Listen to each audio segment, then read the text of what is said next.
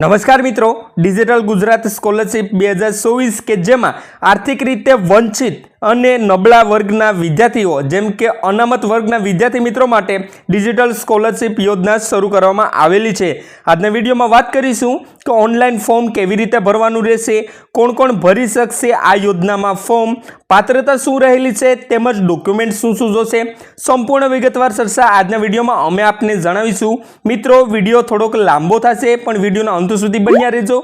Channel પર નવા આવ્યા હોય તો વિડીયો લાઈક અને ચેનલને સબસ્ક્રાઇબ કરવાનું ના ચૂકશો। તો મિત્રો, સૌપ્રથમ વાત કરીએ કે ડિજિટલ ગુજરાત સ્કોલરશિપ શું છે। તો કે ડિજિટલ ગુજરાત સ્કોલરશિપ 2024 એ વિદ્યાર્થીઓ માટે શૈક્ષણિક તકો વધારવા માટે ગુજરાત સરકાર દ્વારા બનાવવામાં આવેલ એક કાર્યક્રમ છે, જેનો ઉદ્દેશ્ય 10મા ધોરણમાંથી સંશોધન સ્તર સુધીના વિદ્યાર્થીઓને નાણાકીય સહાય પૂરી પાડવાનો છે, જેથી દરેકને ઉચ્ચ શિક્ષણની પહોંચ મળે તેની ખાતરી કરવામાં આવે છે। તેમજ શિષ્યવૃત્તિના તમામ જાતિ વિદ્યાર્થીઓ અને એસસી, એસટી, એસઈ, બીસી, લઘુમતી અને ઓબીસી શ્રેણીઓની સહિત વિવિધ પૃષ્ઠભૂમિમાં વિદ્યાર્થીઓ માટે ખુલ્લી છે। ડિજિટલ ગુજરાત સ્કોલરશિપ 2024 એ એવા વિદ્યાર્થીઓ માટે નાણાકીય સહાય પૂરી પાડવા માટે ડિઝાઇન કરવામાં આવેલ છે જેઓ તેમના ઉચ્ચ શિક્ષણ માટે ભંડોળ પૂરું પાડવામાં પડકારનો સામનો કરી રહ્યા છે। દરેક વિદ્યાર્થી કાર્યક્રમ વિવિધ પુરસ્કારો અને ભથ્થાઓનો પ્રદાન કરે છે, જેની વિગત અરજી પર પ્રદાન કરવામાં આવે છે। યોજનાનો પ્રાથમિક ઉદ્દેશ્ય સુનિશ્ચિત કરવાનો છે કે તમામ વિદ્યાર્થીઓને તેમના અભ્યાસને આગળ વધારવા માટે જરૂરી નાણાકીય સહાય પૂરી પાડવાનો છે। આ રહેલ છે ડિજિટલ ગુજરાત સ્કોલરશિપ યોજના। ત્યારબાદ વાત કરીએ કે ડિજિટલ ગુજરાત સ્કોલરશિપ યોજના માટે જરૂરી દસ્તાવેજો શું શું જોશે।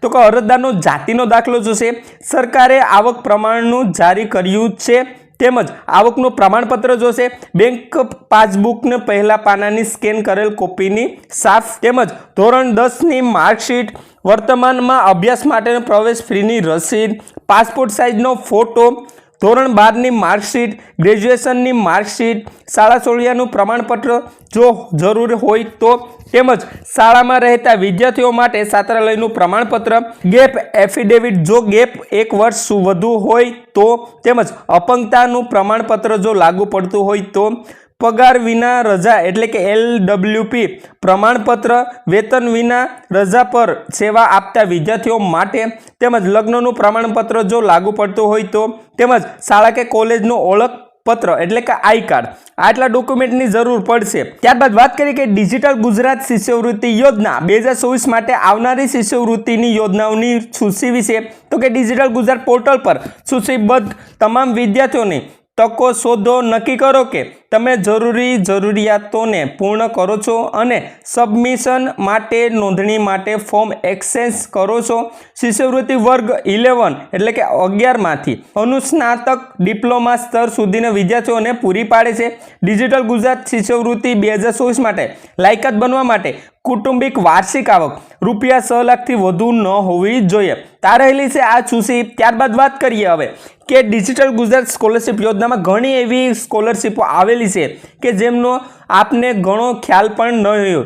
તો આજના વિડીયોમાં આ ડિજિટલ ગુજરાત સ્કોલરશિપ યોજનામાં કેટલી યોજનાઓનો સમાવેશ કરવામાં આવેલો છે એમના વિશે ડીપમાં હું આપને જણાવી દઉં। તો એસટી વિદ્યાર્થીઓ માટે પોસ્ટ મેટ્રિક સ્કોલરશિપ ગુજરાત 2024 તો કે ગુજરાત સરકારના સામાજિક અને ન્યાય અધિકારિતા વિભાગ દ્વારા શરૂ કરાયેલ આ શિષ્યવૃત્તિ આર્થિક રીતે વંચિત અને અનુસૂચિત જનજાતિના વિદ્યાર્થીઓને આર્થિક સહાય પૂરી પાડવા માટે બનાવવામાં આવી છે।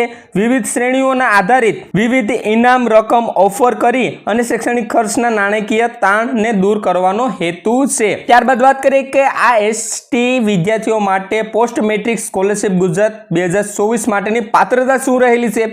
તો કે અરજદાર ગુજરાતનો રહેવાસી હોવો જોઈએ, અનુસૂચિત જનજાતિ કેટેગરીનો હોવો જોઈએ, તેમજ ઉચ્ચ શિક્ષણ મેળવેલ હોવું જોઈએ। આ રહેલી છે આમની પાત્રતા। ત્યારબાદ વાત કરીએ કે એસસી વિદ્યાર્થીઓ માટે પોસ્ટ મેટ્રિક શિષ્યવૃત્તિ યોજના 2024 તો કે ગુજરાત સરકારનો અનુસૂચિત જાતિનો પછાત વર્ગના કલ્યાણ વિભાગ અનુસૂચિત જાતિના વિદ્યાર્થીઓ માટે પોસ્ટ મેટ્રિક શિષ્યવૃત્તિ ઓફર કરે છે। આ શિષ્યવૃત્તિનો ઉદ્દેશ્ય આર્થિક રીતે વંચિત એવા એસસી વિદ્યાર્થીઓને મદદ કરવાનું છે, જેમણે ધોરણ 10મું પૂર્ણ કર્યું છે અને તેમનું શિક્ષણ આગળ વધારવાની ઈચ્છા ધરાવે છે। તેને મુખ્ય ધ્યેય આ વિદ્યાર્થીઓને ઉચ્ચ શિક્ષણ મેળવવા માટે નાણાકીય સહાય પૂરી પાડવાનો છે। હવે આમની પાત્રતા વિશે વાત કરીએ તો કે એસસી કેટેગરીનો હોવો જોઈએ, ગુજરાતનો રહેવાસી હોવો જોઈએ, તેમજ મેટ્રિક પછી ભણતો હોવો જોઈએ। આ રહેલી છે આમની પાત્રતા। હવે વાત કરીએ કે ઓબીસી વિદ્યાર્થીઓ માટે પોસ્ટ મેટ્રિક શિષ્યવૃત્તિ યોજના 2024 વિશે। તો કે ઓબીસી વિદ્યાર્થીઓ માટે પોસ્ટ મેટ્રિક શિષ્યવૃત્તિ આર્થિક રીતે પડકારરૂપ અધર બેકવર્ડ ક્લાસ એટલે કે ઓબીસી વિદ્યાર્થીઓને અંડર ગ્રેજ્યુએટથી અનુસ્નાતક સ્તર સુધી તેમનું શિક્ષણ ચાલુ રાખવાની તક આપે છે। પાત્રતા કુટુંબની વાર્ષિક આવક ₹1 લાખથી ઓછી હોવા પર આધારિત છે, તેમજ શિષ્યવૃત્તિ 3 અલગ અલગ કેટેગરીમાં નાણાકીય સહાય પૂરી પાડે છે। દરેકમાં અલગ અલગ રકમ છે, તેમજ આ કાર્યક્રમ આર્થિક રીતે વંચિત એટલે કે ઓબીસી વિદ્યાર્થીઓ માટે શૈક્ષણિક વ્યવસાયોને પ્રોત્સાહન કરવામાં નિર્ણાયક ભૂમિકા ભજવે છે। હવે રહેલી છે આમની પાત્રતા વિશે વાત કરીએ તો કે ઓબીસી કેટેગરીનો હોવો જોઈએ, તેમજ ગુજરાતનો રહેવાસી હોવો જોઈએ, કુટુંબની વાર્ષિક આવક ₹1 લાખથી ઓછી હોવી જોઈએ, તેમજ પસંદગી પામેલા ઉમેદવારોને તેમની નાણાકીય જરૂરિયાતોને આધારે દર મહિને ₹750 સુધી મેળવી શકશે। આ રહેલી છે આમની પાત્રતા। હવે ત્યારબાદ વાત કરીએ કે એસટી વિદ્યાર્થીઓ માટે પ્રી મેટ્રિક શિષ્યવૃત્તિ યોજના 2024 વિશે। તો કે ગુજરાતમાં એસટી વિદ્યાર્થીઓ માટે પ્રી મેટ્રિક શિષ્યવૃત્તિ વર્ગ 1 થી લઈને વર્ગ 10 સુધીના વિદ્યાર્થીઓ માટે તેમની શૈક્ષણિક કાર્યક્રમોમાં ટેકો અને પ્રેરણા મેળવવાની મૂલ્યવાન તક તરીકે સેવા આપે છે। તેનો પ્રાથમિક ધ્યેય અનુસૂચિત જાતિના એટલે કે એસટી કેટેગરીના વિદ્યાર્થીઓને તેમની શૈક્ષણિક યાત્રા ચાલુ રાખવામાં મદદ અને પ્રેરણા આપવાનો છે।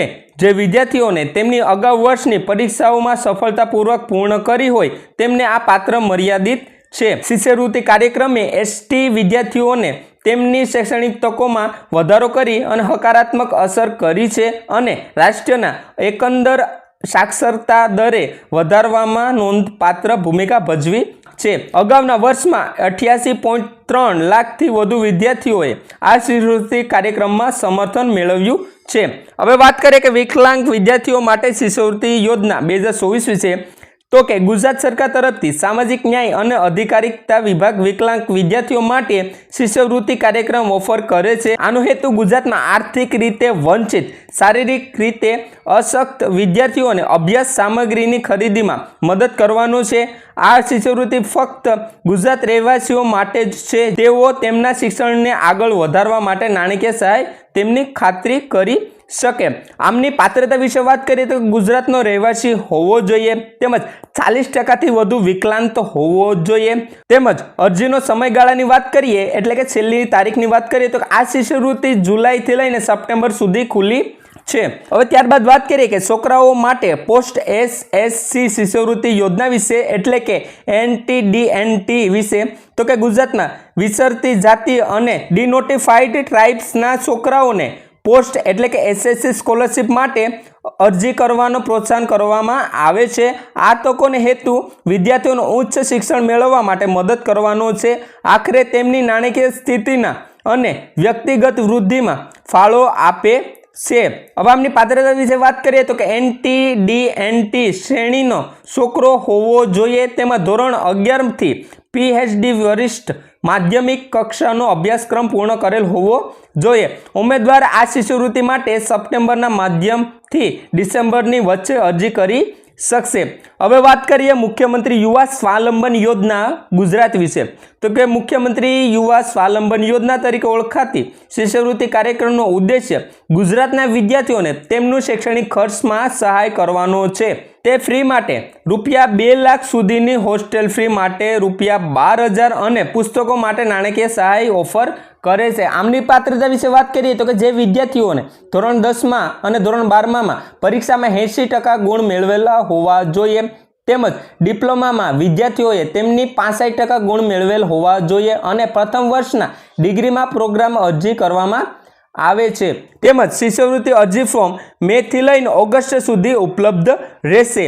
હવે વાત કરીએ છોકરીઓ માટે પોસ્ટ એસએસસી શિષ્યવૃત્તિ એટલે કે NTDNT વિશે। તો કે ગુજરાતની પોસ્ટ એસએસસી શિષ્યવૃત્તિ ફોર ગર્લ્સ ખાસ કરીને વિચરતી જાતિ અને ડિનોટિફાઈડ ટ્રાઇબ્સના વિદ્યાર્થીઓ માટે હવે વરિષ્ઠ માધ્યમિક સ્તરની છોકરીઓ પાસેથી અરજીઓ સ્વીકારી રહી છે. આમની પાત્રતા વિશે વાત કરીએ તો કે NTDNT કેટેગરીના વિદ્યાર્થીની હોવી જોઈએ. તેમાં ધોરણ 11 થી PhD સુધી કોર્સ કરવાનો જોઈએ. તેમજ દર વર્ષે જૂનથી સપ્ટેમ્બર સુધી ફોર્મ ઉપલબ્ધ હોય છે. હવે વાત કરીએ કે યુદ્ધ રાહત યોજના ગુજરાત વિશે તો કે સામાજિક ન્યાય અને અધિકારિતા વિભાગ ગુજરાત સરકારનો એક ભાગ યુદ્ધ રાહત યોજના પ્રદાન કરે છે. આ પહેલથી યુદ્ધ શહીદોના બાળકોને ફાયદો થાય છે. જેઓ ગ્રાન્ટ ઇન એડ અથવા તો સરકારી શાળાઓમાં પ્રવેશ મેળવે છે તેમને ફ્રી માફી શિષ્યવૃત્તિ અને વધારાના શૈક્ષણિક સંસાધનો સામેલ છે. આ શિષ્યવૃત્તિ માટે અરજીઓ સપ્ટેમ્બરથી ઓક્ટોબર સુધી સબમિટ કરી શકાય છે. હવે વાત કરીએ કે અલ્પસંખ્યક વિદ્યાર્થીઓ માટે પૂર્વ મેટ્રિક શિષ્યવૃત્તિ ગુજરાત 2024 વિશે તો કે ગુજરાતના લઘુમતી વિદ્યાર્થીઓ માટે પ્રી મેટ્રિક શિષ્યવૃત્તિ પ્રી મેટ્રિક સ્તરે અભ્યાસ કરતા લઘુમતી સમુદાયોના વિદ્યાર્થીઓને નાણાકીય સહાય આપે છે. લાયક લઘુમતી જૂથોમાં ખ્રિસ્તી, પારસી, શીખ, બૌદ્ધ અને જૈનનો સમાવેશ થાય છે. શિષ્યવૃત્તિ સંપૂર્ણપણે કેન્દ્ર સરકાર દ્વારા ભંડોળ પૂરું પાડવામાં આવે છે અને તે વિદ્યાર્થીઓ માટે ઉપલબ્ધ છે જેમની કૌટુંબિક વાર્ષિક આવક ₹1 લાખથી ઓછી હોવી જોઈએ. હવે વાત કરીએ આમની પાત્રતા વિશે તો કે લઘુમતી વર્ગનો હોવો જોઈએ, ગુજરાતનો રહેવાસી હોવો જોઈએ. આ રહેલી છે આમની પાત્રતા. હવે છેલ્લે વાત કરીએ મિત્રો કે ડિજિટલ ગુજરાત સ્કોલરશિપ એટલે કે શિષ્યવૃત્તિ 2024 માટે અરજી ક્યાંથી કરવાની રહેશે અને કેવી રીતે કરવાની રહેશે. તો મિત્રો આમની ઓફિશિયલી વેબસાઇટ છે જેમનું નામ છે www.digitalgujarat.gov.in. આમની ઉપર જઈ આપ અરજી કરી શકશો. મેં ઘણી બધી જાતજી એવી સ્કોલરશિપ યોજનાઓ જણાવેલી છે જે આપને લાગુ પડતી હોય તેમાં જઈ આપ અરજી કરી શકશો. તો બસ મિત્રો આ જ હતું ડિજિટલ ગુજરાત સ્કોલરશિપ યોજના 2024.